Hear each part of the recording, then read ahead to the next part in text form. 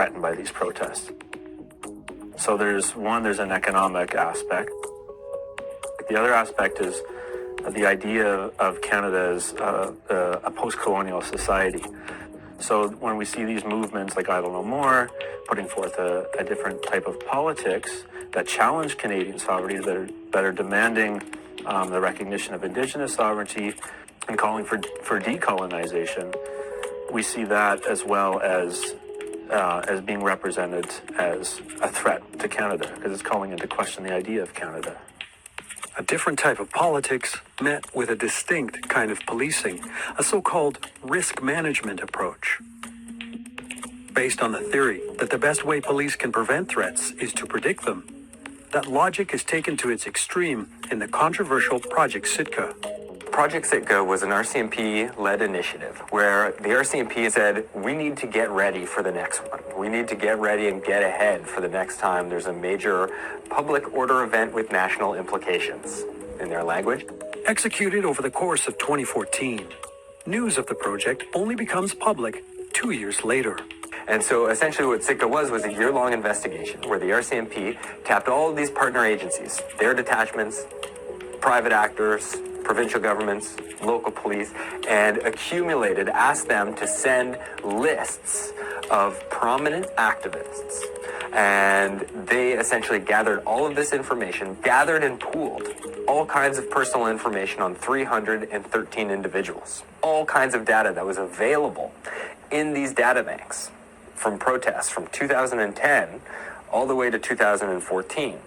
They then used a risk model, which is an assessment model, to try and evaluate the material that they had gathered and whether or not people, 313 activists, presented a future risk of criminality, and basically evaluated what they called people's motivations, their rhetoric, and their beliefs, which is about people's speech, their politics, their feelings, their emotions, all kinds of activities they do, and then it runs it through a risk model. From their initial long list of over 300 candidates, the RCMP model produces a short list of just under 90, all deemed to be at high risk of potential criminality. I mean, maybe some people in that list, face charges for activism. But beyond that, you're just on that list if you're too militant in their eyes, I guess. So we see that police agencies are monitoring events before they transpire to try and to get ahead of future actions, to try and see when future, as some of their language, hot spots or flashpoints might occur. As First Nation protesters and allies watch shale gas exploration trucks drive by on what they say is traditional Mi'kmaq land. A police crackdown on protesters could happen at any moment. I think it's dangerous, and it can create potential for dangerous situations if you have police reacting, getting out ahead of potential Indigenous protests, and then they have this idea that, there are individuals that may be willing to commit a crime based on this risk assessment model. How does that influence how they approach that protest?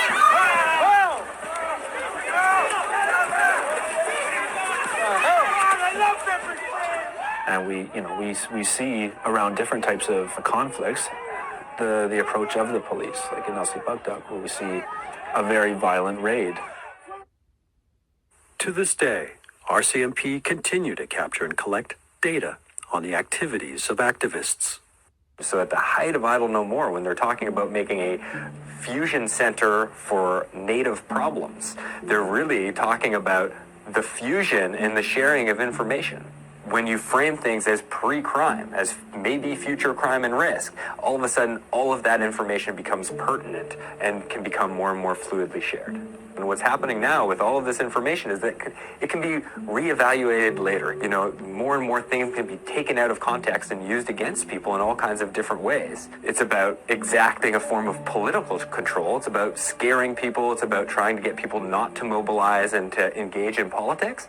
And yet, for all the state surveillance of Idle No More, spanning literally hundreds of events and actions, evidence of violence was nowhere to be found. It's just sort of ridiculous that anything related to terrorism would be linked to this. Because we're bringing our children with us. It had to be safe for my family, you know? It had to be safe for everybody's family.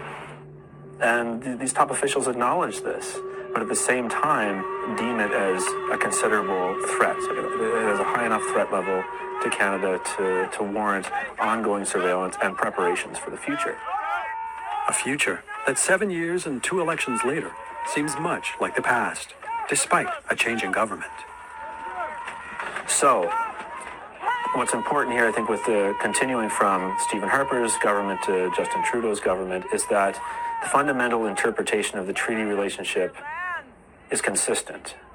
Well, I think it gives you a sense of what the federal government sees as the treaty partnership. The treaty partnership is not a diplomatic relation between two equal standing members. It is always subservient. But the fact of the matter is, he's still approving pipelines and promoting pipelines. We're still dealing with a government that is intent on extinguishing Aboriginal rights and title. Which is what sparks ongoing protests, which then in turn sparks ongoing surveillance and repression. So that cycle, in my reading, will continue until that those fundamental questions of sovereignty and land are dealt with appropriately.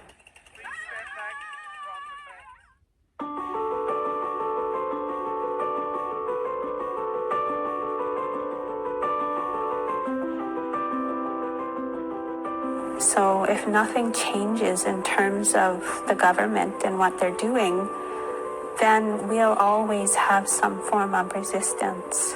And I feel it's a real tragedy for Canada, because instead of us having the time and opportunity to build ourselves and build our communities, we're always having to struggle and resist what they're doing. But on the other hand, I think that is actually what's rebuilding us into strong nations.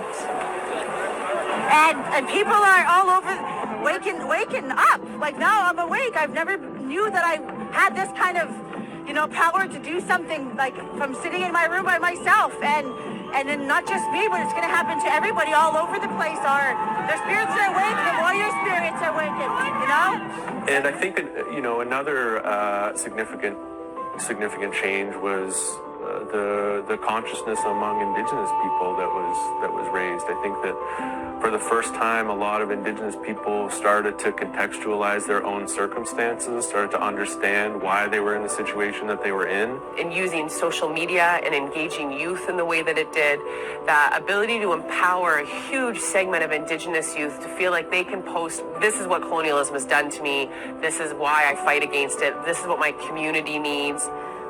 I talked to a lot of youth who had been struggling with addiction, struggling with community relationships, struggling with identity, who sat at the drum for the first time with elders and with other drummers and really were able to change their life around.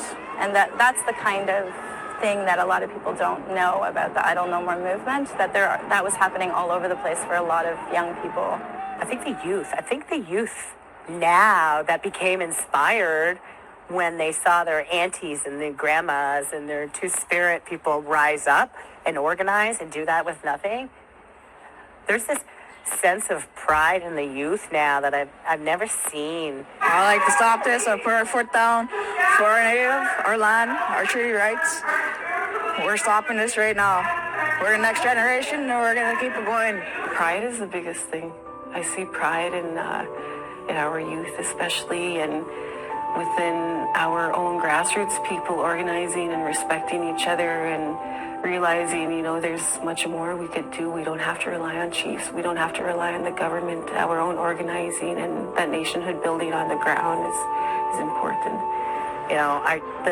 The things I've learned in 5 years, I would have spent tens of thousands of dollars learning in school for a much longer period of time. And that's the most empowering thing for me, because I get to share that in my home and my kids are out there sharing it with the world. People know that they have rights, and people are afraid to assert those rights and demand those rights be honored because of Idle No More. And, for me, having been involved in Indigenous activism for, over a decade now, I have since thought of things as pre and post Idle No More.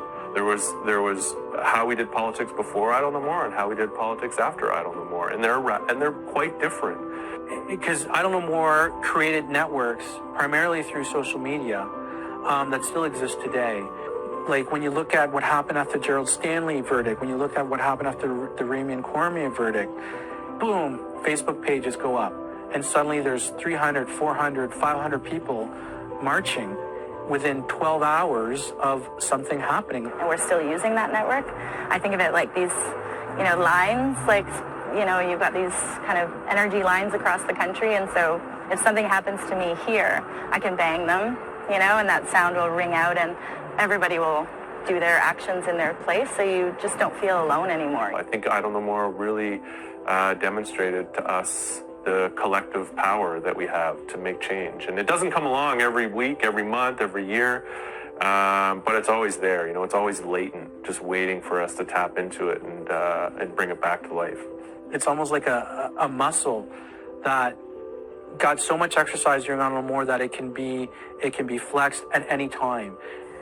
I think Idle No More really helped to help people to recognize that Indigenous people can make a difference, even if there is a minority of Indigenous people.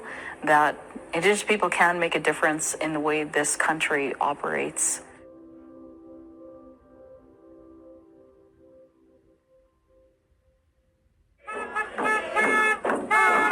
A bunch of us recently had a conversation about the impact of Idle No More and what has come out of Idle No More. And like most resistance movements, I think that, first of all, it's not done. People will say, so you guys are done now? You guys finished hay? Are you, still doing that stuff? I'm like, what stuff exactly? We've never gone anywhere. We've changed into a different format. Even though that kind of large round dance part of it is done, the kind of commitment to those ongoing actions is, I feel, more prevalent, especially amongst the younger generation. Movement looks like lots of different things. It doesn't necessarily have to be always tracked and monitored on, Facebook or whatever, like movements always going on, so. Another misconception is that it was a protest. I really don't like that characterization. I think it was a dreaming, it was an action. That's very powerful. If you can dream something, you can make it happen. And so whether or not we're doing that on the ground, I think that thinking about all of the visions and dreams for the future that Idle No More helped foster, that'll be very powerful. It'll be very powerful to see as the years continue on what we create. So I don't believe that Idle No More ever ended, really. It has evolved, it has changed, it has taken on different manifestations, it has gone in multiple different directions among multiple different people. And where we are today is no longer Idle No More, but Idle No More lives on in those movements. Idle No More was every single person who joined a round dance, who joined committees, who did teach-ins, who did actions on the bridges, to close down railroads. Idle No More was all the parents who were bringing their kids to ceremony. Idle No More was all the people sitting at the drum. Idle No More was everybody coming out to dance. Idle No More was everybody doing actions within inside their own places of work to raise awareness, to make change happen at all different levels. That's what I say Idle No More was.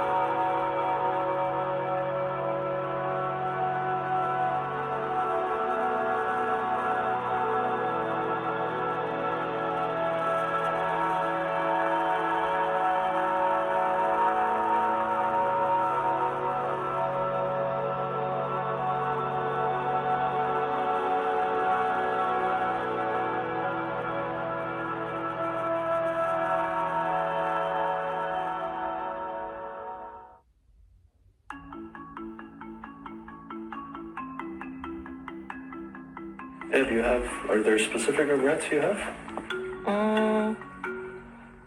Naming it, I don't know, because everyone hates that name. Again, the hashtag's a little bit a misnomer. So many of us haven't been idle. We were never idle. What do you mean we're idle? I mean, idle no more. Many of us were like, we've never been idle. That's the standard response. Well, yeah, but we're not saying that. You know, it was like people were getting offended by it. Nobody ever said, nobody's doing anything and we're here to save you. I think in the end, it doesn't matter. It's like, it was a hashtag. But it was also telling in the sense that we all amped it up a bit, right? It's something that joined us all together so we could find out what was going on. It's put a fire under people to do something. I mean, it worked. Does it really matter?